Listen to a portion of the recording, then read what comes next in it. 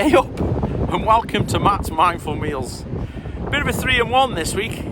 I'm trying all my old 90s outdoor gear on. Now you know I normally wear green. Today's not a green day. And then after that, when you've seen the fashion show, I'm going to review the new Ultralight tent from Nightcat. And then when I've done that, I'm going to repeat the first ever meal I cooked on a Trangia, which is corned beef hash. Nothing fancy, but it's really tasty. Anyway, we've got to get to where we go, and we're sleeping by the coast. Might be a bit of an issue because it's only 25-mile-an-hour winds and quite a lot of rain forecast. What could go wrong? Anyway, I'll catch you in a bit. Ta!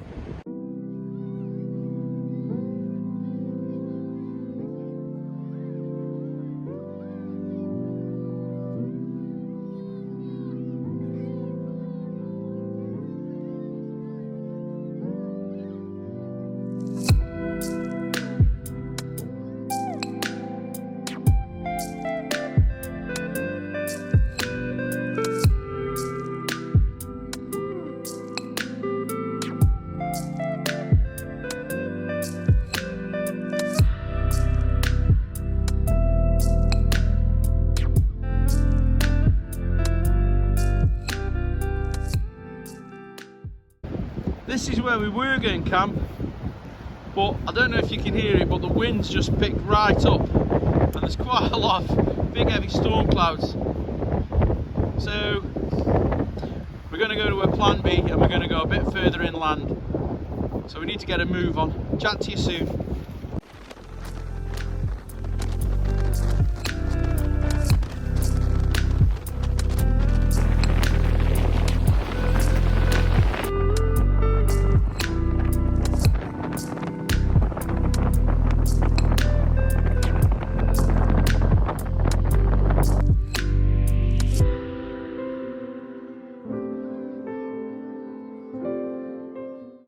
So as you know, we've just walked 4 miles and we're nearly within probably half a mile of where we set off from, because the place I had planned to go, the weather isn't suitable really, and there's so much noise coming from the sea and the waves.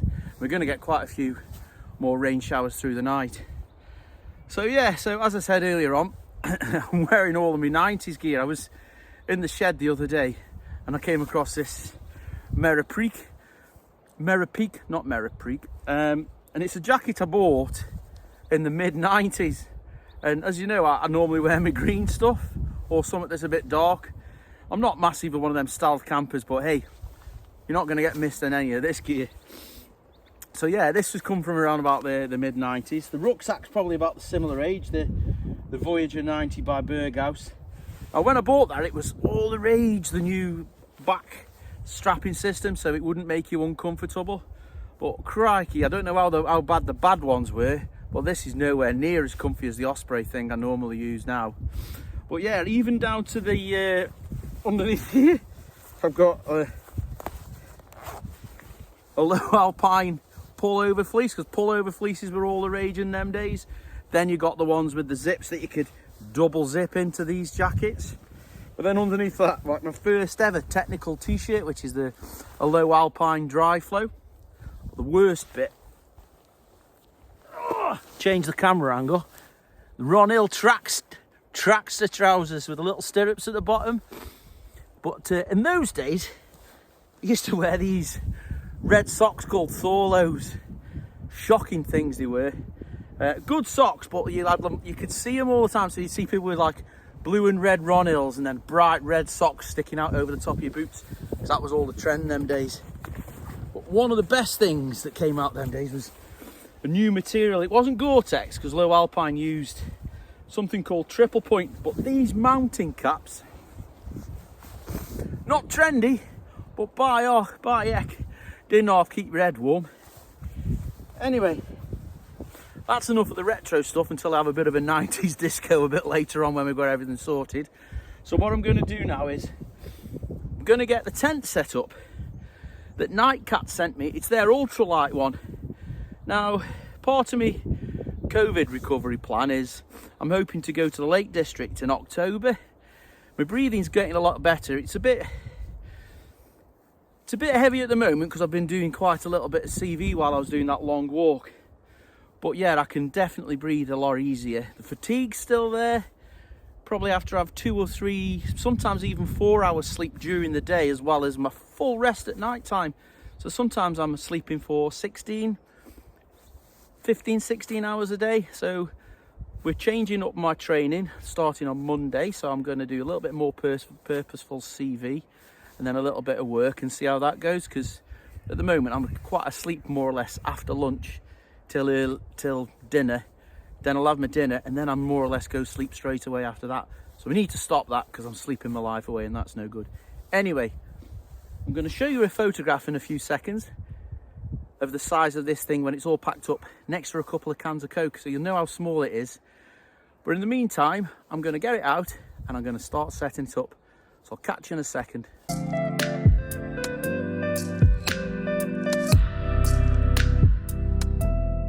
Right then, so that's the tent. So I said, you've seen the photograph of the 2 cans of pop. It weighs less than the 2 cans of pop. I think it's about 750 odd grams, nothing at all. So to put this up, you need any trekking pole. Now inside the tent, I'll try and show you if I remember. Inside the tent, there's a hole at the bottom. Now that, your little spike on the bottom of your foot pole goes in perfectly. And at the top, I've got some photographs I took when I did a trial in my garden. And this goes into it really, really snugly. So what I'll do now, I'll get it set up, then I'll come back to you once it's done. But the setup of this thing is really easy. You pin 5 pegs first, so there's 1 in each corner, and then the back, there's like a smaller triangle that you put it in. So first of all, 5 pegs, and you prop it up with this, and you're near enough done. Then there are 3 other guy lines. Anyway, I'll come back to you in a minute and I'll show you how simple it is.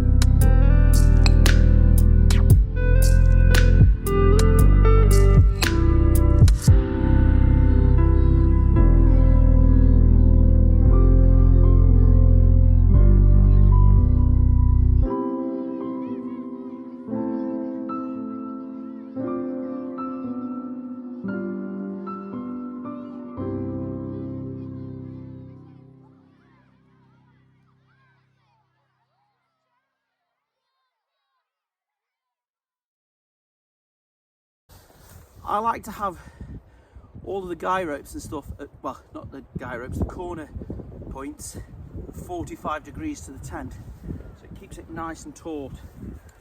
So I've got the pegs left over. Don't know if you can see the pegs, but like cross-shaped pegs, so you're not going to bend them unless you're really trying to bend them.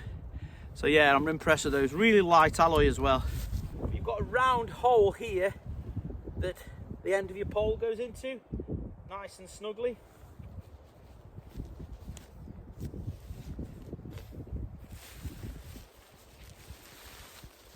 And then this tucks into the inside of your tent, so I'm going to disappear.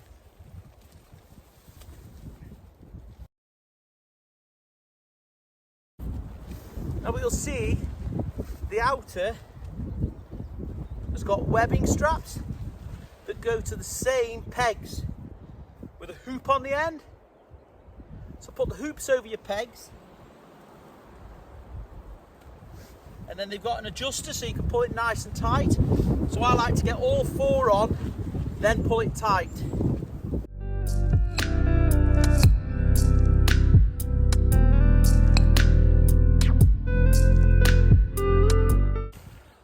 do now, I'll just put the guy ropes out because it is going to be a little bit windy. And then I'll show you around the tent and show you inside. So here we have it. Nightcat Ultralight hiking tent. So as I've seen, you've got 4 guy ropes. One to the top of your pole. And you've got one on each end. And also one to the back. Good thing about these is it pulls the outer away from the inner.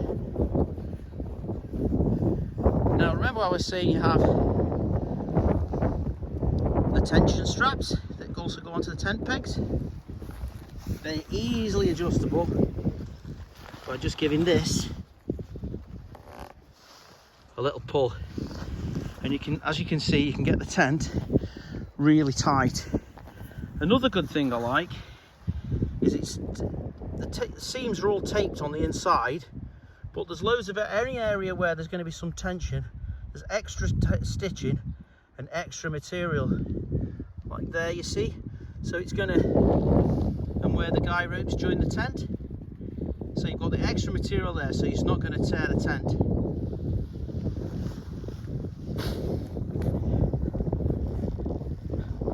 So yeah, now I've got quite a big wind blowing into that at the moment.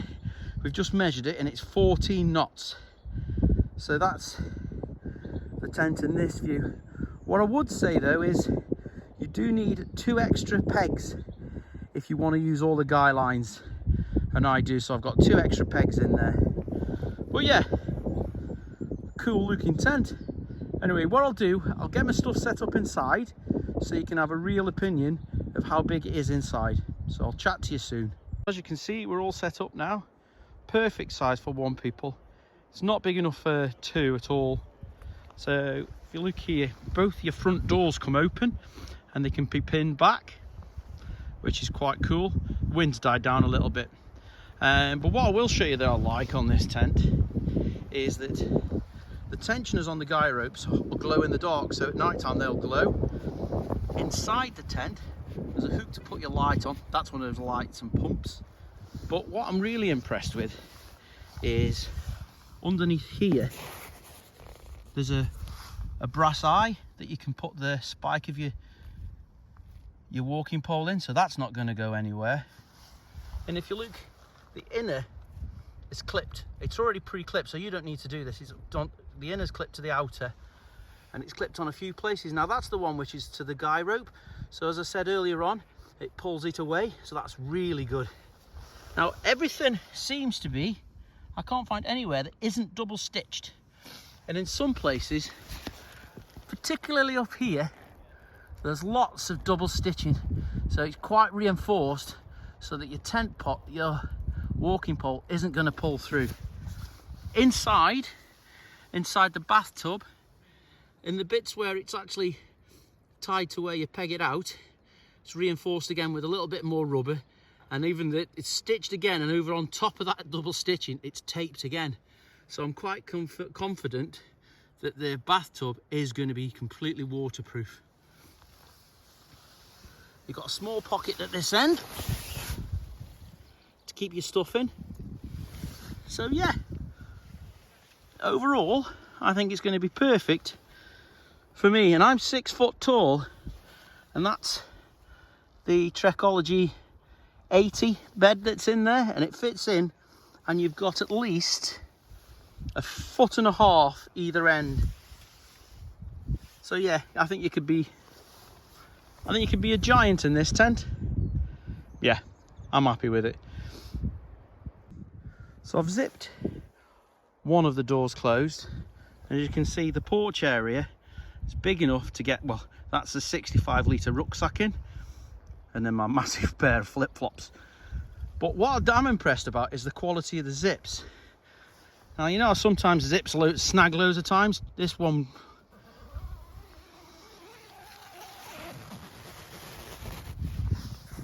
yeah, good zips too, so I'm happy. That's the same as the ones on the outer. Anyway, only one thing for it now. Continue the camp, and I'll let you know how the tent does overnight. So it's time to get some cooking on, so I'll speak to you soon. Right then, back to the 90s. So, as you can see, I've still got the camouflage jacket on. So, other things I found in the shed were my original SIG aluminium drinking bottles. I think this is the 1.5 to 2 litre one, complete with all its dents and stuff. So there's my other one of that. That's got some tales to tell. Yeah, so I've got my water in those. But this is the Trangia. I think I've had this one since probably 1991. Yeah, probably about that. And I bought it in Snowdonia. One of the first times I went away with the Air Force. I've replaced, as you'll see in a minute, some of the pans, but that's the original bag falling apart now. Put that away. But yeah, the Trangia, it's never lets you down, a Trangia. I'm using mine tonight with bioethanol, which works just as well as meths did. Sometimes it can be a little bit dirty though, but meths is becoming harder and harder to come by. Dave's also, he's over there, he's going to be using his Trangia tonight, but he's going for the gas. He's got his gas adapter for it. I've got gas adapters, but I wanted to go proper old school. So yeah, I don't know if any of you if you've not seen a Trangia before. This is a Trangia 25. I've just bought my daughter a 27, which is slightly smaller than this because she started doing a Duke of Edinburgh scheme. So what you end up with is a stand which goes together as hard as that. That's how long it takes to put together. Now, depending on where you have these little clips, you can have them down so you can put your pans inside, or you can have them up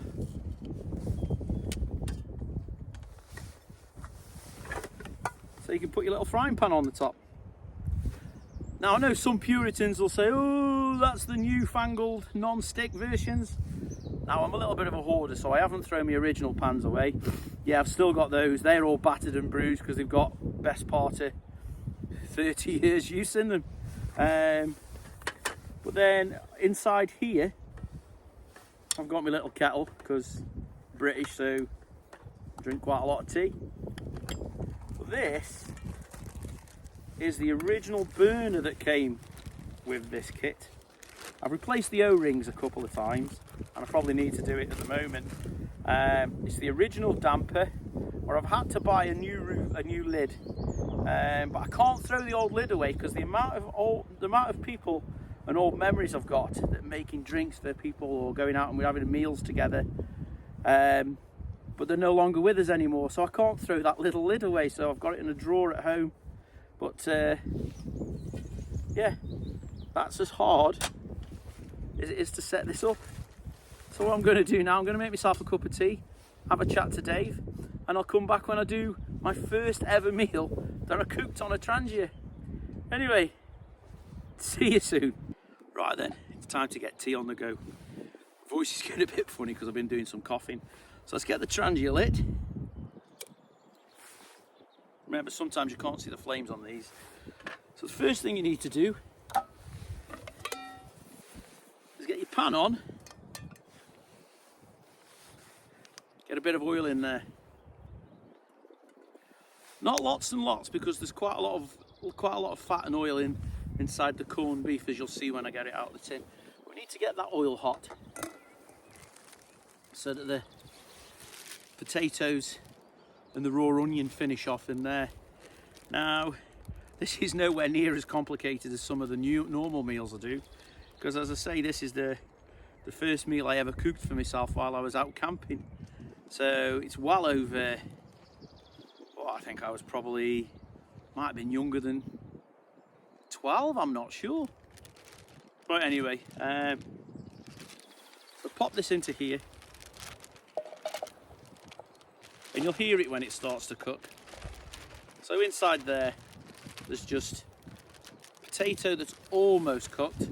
Probably could have done with another 5 minutes in the pan when it was boiling at home.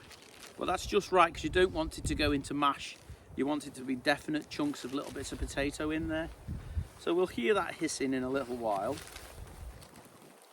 put that way into the side.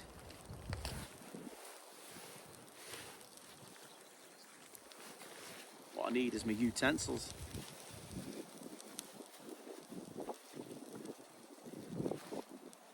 There's the first deliberate mistake. I've left them in the tent. I'll go get them. I'll be back in a second. I'm back. I hope you can hear me because it's quite windy again.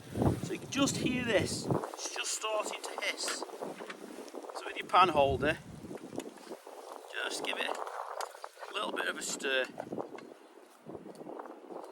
Okay, don't leave it setting somewhere for too long. Because although it's non-stick, we do get hot spots on a Trangia, so sometimes things can stick in there.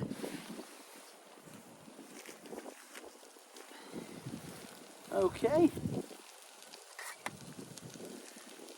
These tins, as I was growing up, they used to petrify me because they don't open like a normal tin. You get this silly little key, and I don't think I've ever opened one of these with the key and it's opened perfectly in God knows how many years. It's got that silly little key, and you've got a little tab on the end of there. Flick that up, and always remember to have the wide bit of the key on that side of the tin, otherwise you can't turn it. So pop it in,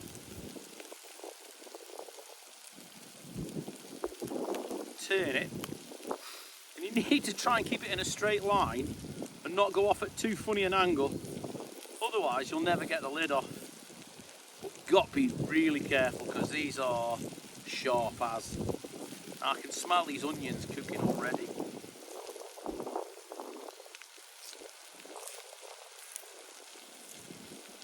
I must be getting good in my old age because this has come off not too bad. And there's the corned beef. Now, what I like doing with this, give this another quick stir.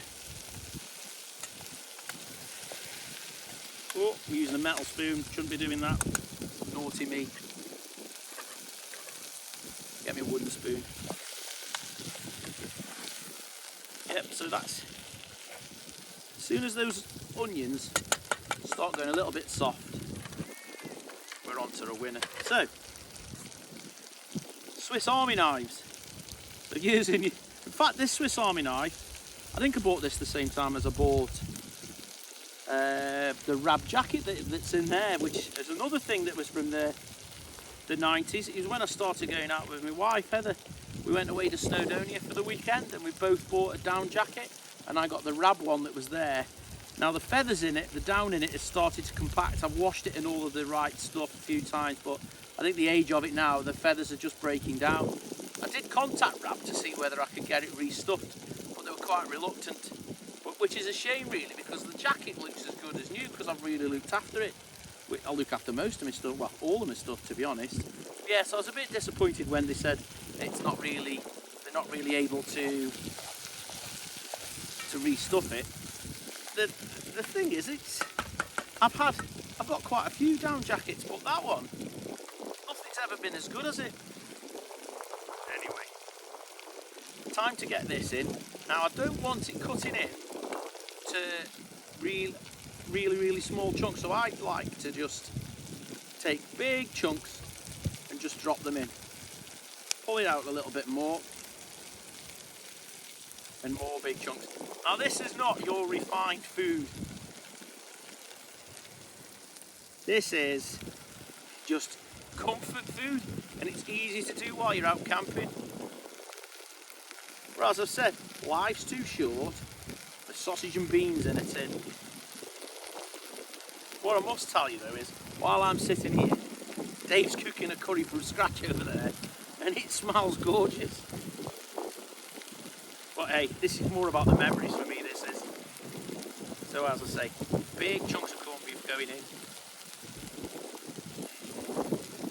And I'll knock these around a little bit.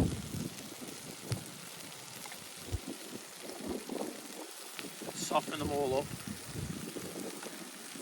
And then I'll add my beans.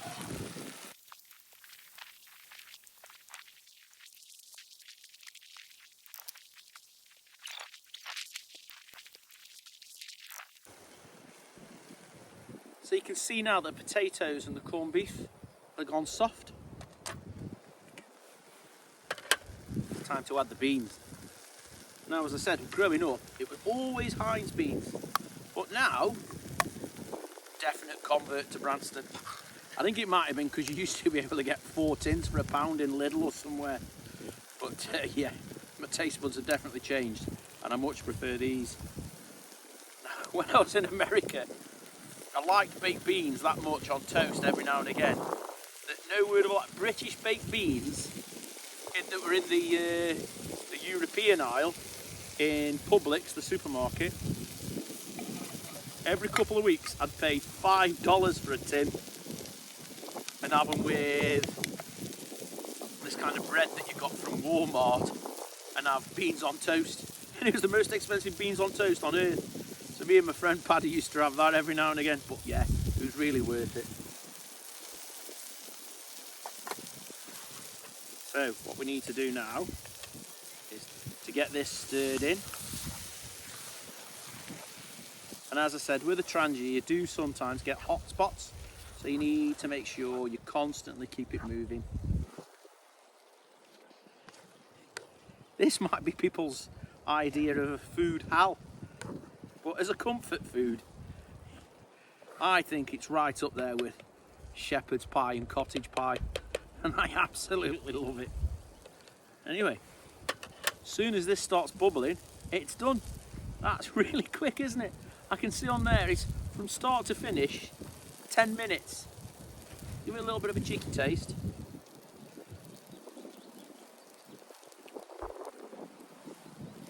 Lovely. Anyway, a couple more minutes and it'll be nice and warm all the way through, and then we're done.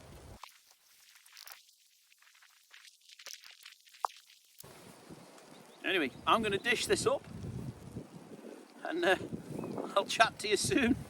It's going to get 9 out of 10 easily. This is. So I'll chintz in a bit.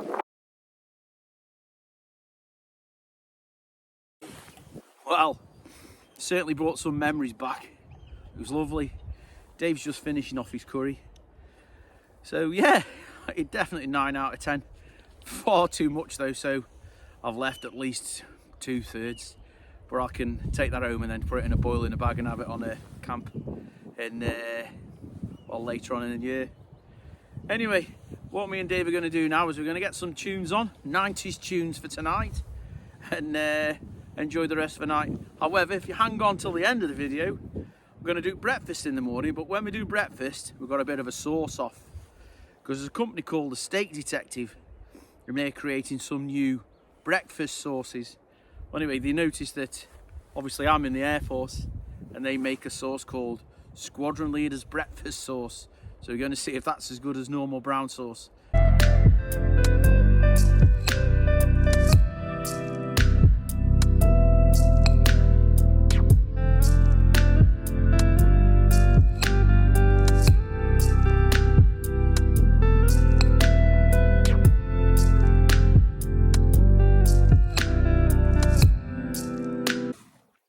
Well, good morning. Had a really good night's sleep. Had quite a few heavy rain downpours, but so far the tent's completely waterproof. There's not that much build up on the inside either. That's really good. So I'm woken up this morning by gold crests and willow warblers that you can probably hear as well. So I'm gonna have another little bit of a snooze, then I'll get up and we'll do these bacon baps and see if this sauce is any good from the Steak Detective. Can't wait. Speak to you soon.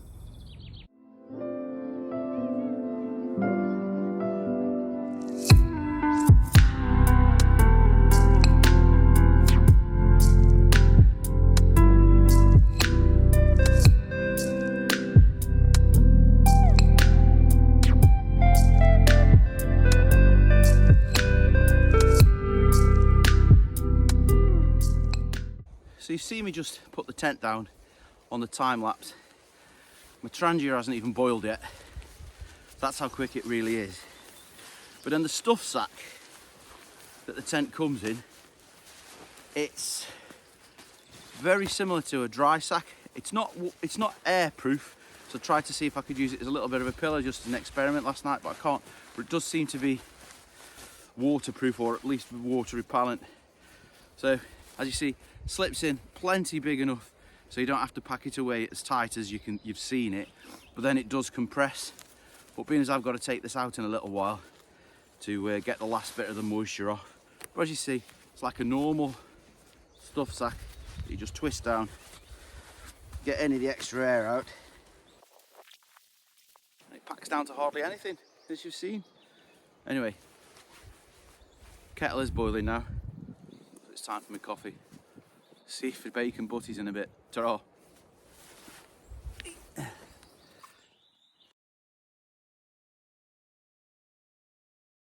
Time for get breakfast on the go. Brew's ready, tents down and away. Let's get the show on the road. Trangia's lit. Pan on. Let's wait for a bit now for that get off. Oil in. So today, I normally have my typical British brown sauce, and for me, it's normally HP. A lot of people are like, in Britain there's a big argument whether it's red sauce or brown sauce on a bacon sandwich. There's no argument. Brown sauce, end of it. However, you might have a game changer. As I said to you last night, Steak Detective sent me a bottle of this. They sent me a bottle of chilli sauce because they've obviously seen how much I like chilies. And the chilli sauce is really good, and that's called Hurricane, after a Second World War aeroplane. Anyway, this one's called Squadron Leader Breakfast Sauce. I'll put a link in the description in that lot. And it's got like the Second World War pilot on there, and it's all red, white and blue. It looks really cool, the logo does. I haven't even taken the lid off this, so I don't even know what it smells like. Anyway, the oil's ready for put the bacon in. So let's gas in, get some cooking done.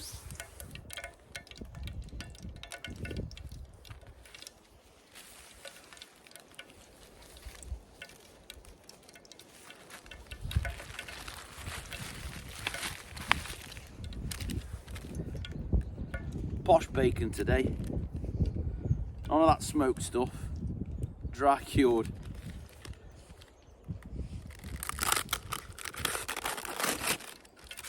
Anyway.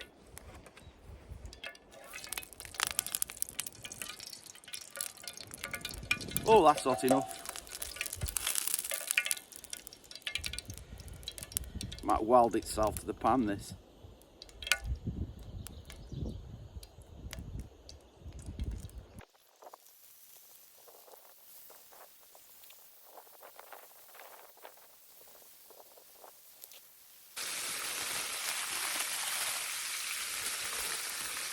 When it comes to bacon baps, there's another argument. Are these rolls, baps, cobs, barm cakes? It says on here rolls. But to me, it's a bap. And when it comes to bacon, I like just standard white bread, no seeds or nothing on it. Just a plain white bap. Nice and simple. Then you get the taste of all the bacon and the sauce you put on. Much better.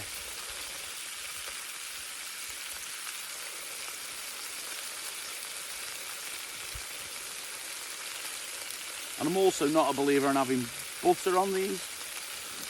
If it's for chips, butter, bacon, no butter. So the bacon's all ready.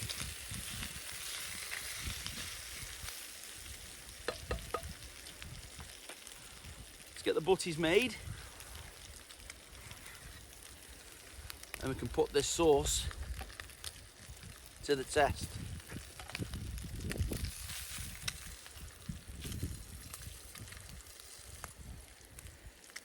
You ready, Dave? Yeah.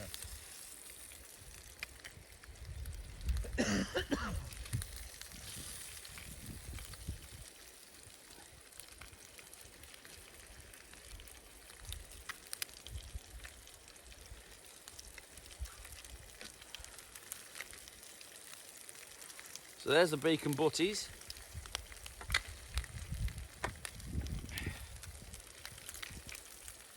Let's try this sauce. You can prove I haven't opened it. I'm taking the cover off now.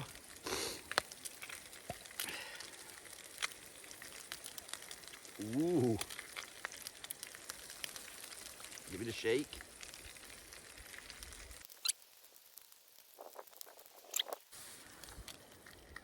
Here we go. Bacon Butties with Squadron leader breakfast sauce. I'll give you a shout in a minute, see how it goes.